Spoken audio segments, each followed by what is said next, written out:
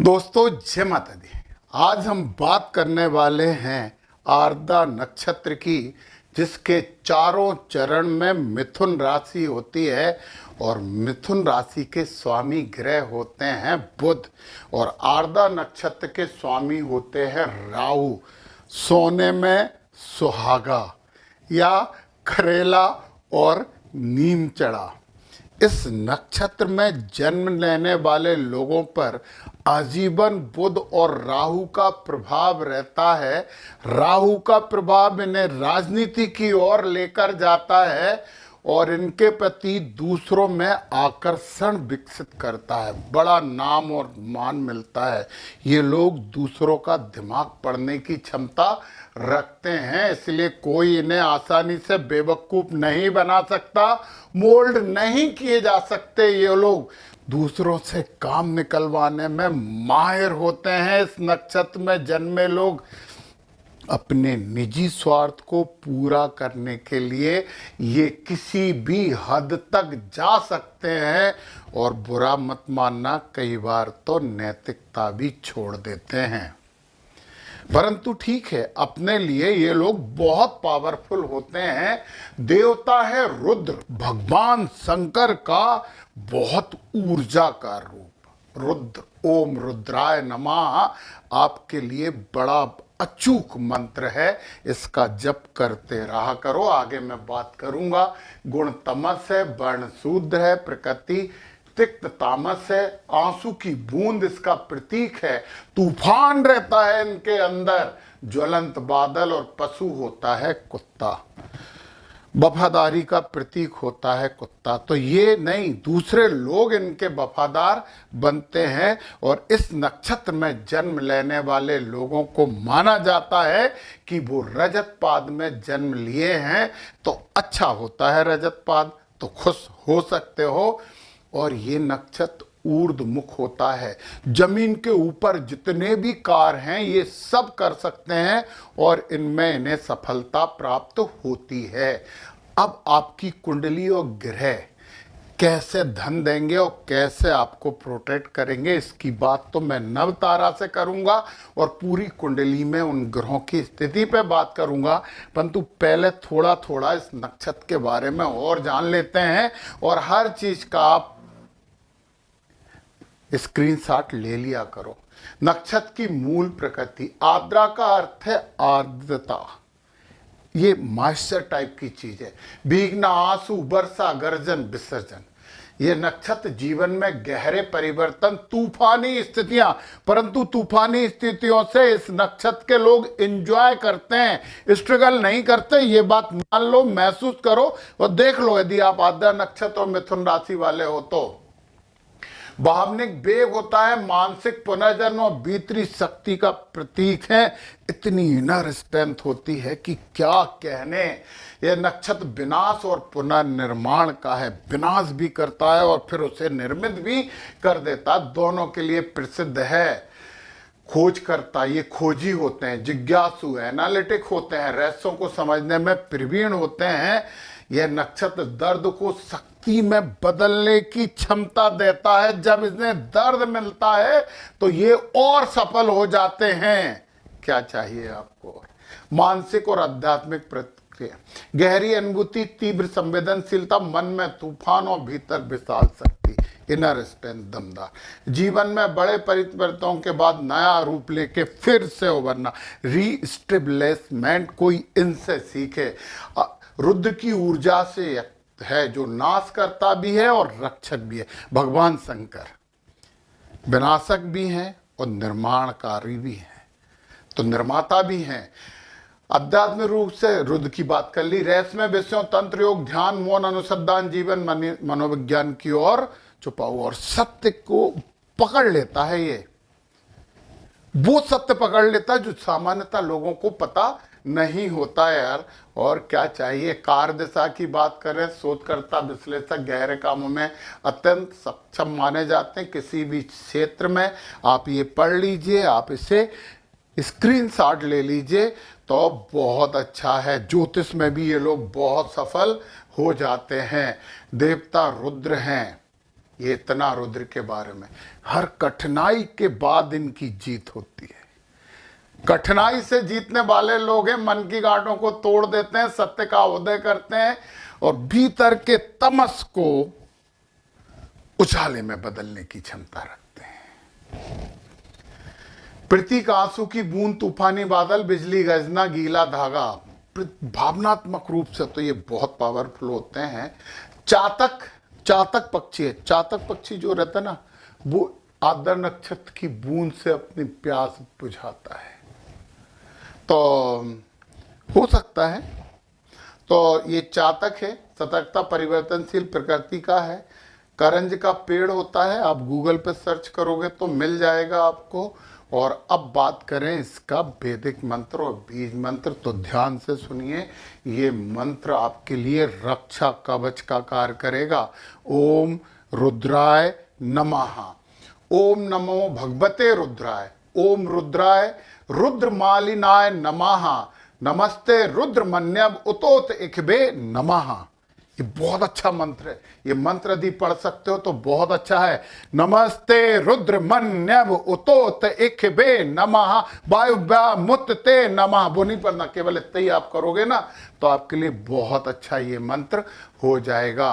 अब हम चरणों की बात कर लेते हैं। फिर मैंने एक चीज बताई, राहु तो है ही और राशि स्वामी तो बुध है। राहु हो गए, राशि स्वामी बुध हो गए। अब प्रथम चरण के स्वामी गुरु हो गए। राहु, बुध और गुरु, जब गुरु महाराज आ जाते हैं ना प्रथम चरण में, तो ज्ञान का उदय होता है। फिर ये दूसरे लोगों को सीख भी देना शुरू करते हैं और राहु की कुप्रवृत्तियों पर इन लगाम भी कस देते हैं। गुरु बहुत अच्छा चरण है, पहला चरण। दूसरे चरण में शनि आ गए और शनि और राहु जब मिलते हैं तो इसे पिशाच योग बोला जाता। क्या कलाकारियां करते हैं, इनके दिमाग में इतनी सारी चीजें चलती रहती हैं और उन्हें यथार्थ रूप भी ये दे देते हैं। इनसे जीतना बहुत मुश्किल है। ठीक है, ये भी शनि है, ये भी शनि है, मिथुन राशि है, बुध की बुद्धि है। बहुत इनसे पार नहीं पा सकते। ये दूसरे और तीसरे चरण कठोर भी हो जाते हैं, ये लोग कर्मठ भी हो जाते हैं। शनि महाराज कर्मठ करते हैं। फिर यहाँ पे चौथे चरण में फिर गुरु आ गए, तो पहला और चौथा चरण तो ये बहुत अच्छा हो जाता है। तो क्या लगता है दूसरा और तीसरे चरण में समस्या है? नहीं है। दूसरे और तीसरे चरण में ये बहुत कर्मठ बन जाते हैं, बहुत कर्मठ बन जाते हैं। चलिए अब हम बात कर लेते हैं नवतारा चक्र की, और उससे ये है आपका पूरा नवतारा चक्र। संपत अच्छा है, क्षेम अच्छा है, साधक अच्छा है, मैत्री अच्छा है और अति मित्र तो बहुत ही अच्छा है। ये जो अति मित्र नक्षत्र होता है ना, ये आपकी हर हालत में रक्षा करने के लिए होता है।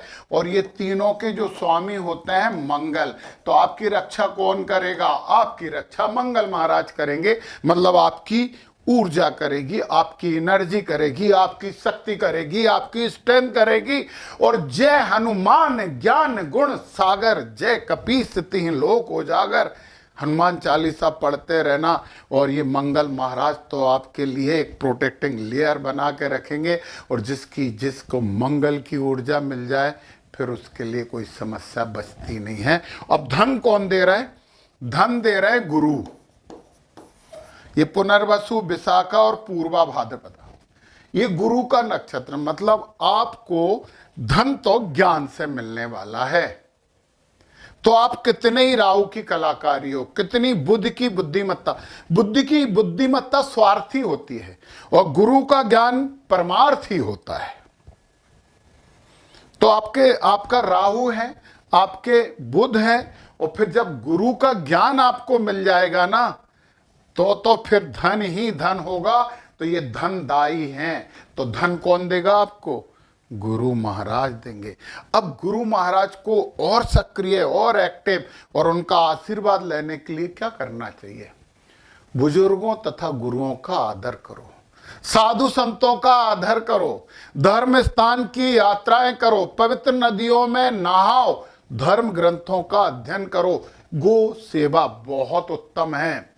और एक और बात, ये सबसे कठिन बात बता रहा हूं, हाँ, सबसे कठिन बात है सॉरी बोलना सीखो, मतलब क्षमा मांगना सीखो। बहुत कठिन है आज के डेट में, परंतु क्षमा मांगना सीखो। जितना क्षमा मांगना सीखोगे गुरु महाराज उतने ही आपकी तरफ हो जाएंगे। ज्ञानार्जन करिए, ज्ञान का मौका मत छोड़ना। अतिथि देवो भव, अतिथियों की सेवा करिए। पीला तिलक जरूर लगाइए, केसर मिला के लगा सकते हो तो बहुत अच्छा है। और स्वर्ण धारण भी आपको बड़ा अच्छा होगा। आप कर क्या सकते हो, आप किस क्षेत्र में, तो राजनेता तो आप बन ही सकते हो, अध्यापक और धर्म गुरु भी बन सकते हो। और पता है एक बात, धर्म कर्म ज्ञान तीनों के संयोग से आप बड़े विचित्र किस्म के धर्म गुरु बन सकते हो। आप ज्योतिष बन सकते हो, शिक्षा संस्थान शुरू कर सकते हो, आप वकील भी बन सकते हो, लॉ से रिलेटेड काम कर सकते हो, जज भी बन सकते हो। बहुत अच्छे सलाहकार होगे, सलाह भी बहुत अच्छी दोगे। जाओ जाके समझाओ, नहीं समझे तो किल हिम, ऐसी सलाह दोगे आप, परंतु सलाह दमदार होंगी। आप साइकोलॉजिस्ट बन सकते हो, मनोवैज्ञानिक बन सकते हो, मोटिवेशनल स्पीकर आपके जैसा कोई हो ही नहीं सकता। और फिर बताऊं सबसे अच्छे क्षेत्र बताऊं, बैंकिंग के क्षेत्र आपको कभी पीछे नहीं रहने देगा। वित्तीय परामर्श आपके लिए बहुत फायदेमंद होगा। अब सुनिए, यदि गुरु महाराज आपके पहले घर में हैं तो फिर जो करेंगे गुरु ही करेंगे, आपका टेंशन खत्म है। वो तो ज्ञान दे ही देंगे, आपके व्यक्तित्व पे छा जाएंगे तो फिर टेंशन ही खत्म। यहाँ पे गुरु महाराज आ गए तो आपकी वाणी आपके लिए बहुत पावरफुल होगी, आपका कुटुंब आपके लिए बहुत फायदेमंद होगा। गुरु यहाँ पे आ गए तीसरे घर में। तीसरा घर उपछाया भाव होता है, यहाँ पे गुरु बहुत अच्छे नहीं माने जाते, परंतु गुरु कभी बुरे हो ही नहीं सकते ना। छोटी छोटी यात्राएं करिए, पराक्रम करिए, अपने भाई बहनों से कोशिश करिए कि अच्छे संबंध रहे, छोटे वालों से। यहाँ आ गए तो आनंद ही आनंद है, सुख है। माता का आशीर्वाद लेके जितना जो भी करोगे, रियल एस्टेट, वाहन, व्हीकल वगैरह जो भी करोगे, शिक्षा, प्राइमरी शिक्षा का भी घर है ये। उच्च शिक्षा वाला यहाँ आ गए तो फिर तो आपके आनंद ही आनंद है, फिर तो गुरु ही करेंगे जो कुछ करेंगे, बहुत आनंद है। उच्च शिक्षा बहुत अच्छी रहेगी। गुरु जब यहाँ आ गए छठे घर में, छठे घर में गुरु है ना, अच्छा करते हैं, बुरा नहीं करते, परंतु यार कुछ बीमारियां भी दे देते हैं। और फिर यहाँ पे आ गए गुरु तो कम से कम उधार लेके कोई काम मत करना। गुरु यहाँ आ गए, अजीब सी बात है कि शादी के कारक गुरु और शुक्र माने जाते हैं, और गुरु और शुक्र जब सातवें घर में होते हैं तो शादी में बड़े विघ्न उत्पन्न करते हैं, परंतु पार्टनरशिप में बिजनेस बहुत अच्छा चलेगा। तो मैंने जो गुरु को शुद्ध करने का काम बताया ना, एक्टिवेट करने की चीज बताई, वो करोगे तो शादी भी अच्छी चलेगी, ऐसा नहीं। अष्टम में गुरु आ गया तो फिर तो आप एस्ट्रोलॉजिस्ट बन जाओ, बोलोगे वो होगा। यहाँ पे गुरु आ गए मतलब पूर्वजन से भी बहुत अच्छा भाग्य लेके आए हो, पिता की सहायता से बहुत अच्छा काम करोगे। धार्मिक काम करिए, कोई सा भी धार्मिक काम करिए। यहाँ गुरु आ गए तो कर्म में गुरु है, राजनीति भी आपकी अच्छी चमकेगी। फिर आप उपदेश देना शुरू करिए, और यहाँ पे टीचर मीचर बहुत अच्छे बन सकते हो। यहाँ गुरु आ गए तो ठीक है, समाज में ना मान सम्मान सब मिलेगा, लोगों से सभ्यता से बात करोगे, अच्छा होगा। और यहाँ गुरु आ गए तो विदेश यात्रा कर लीजिए, एक्सपोर्ट इंपोर्ट कर लीजिए, हॉस्पिटल से जुड़ जाइए, भर्ती हो जाइए, नहीं बोला मैंने।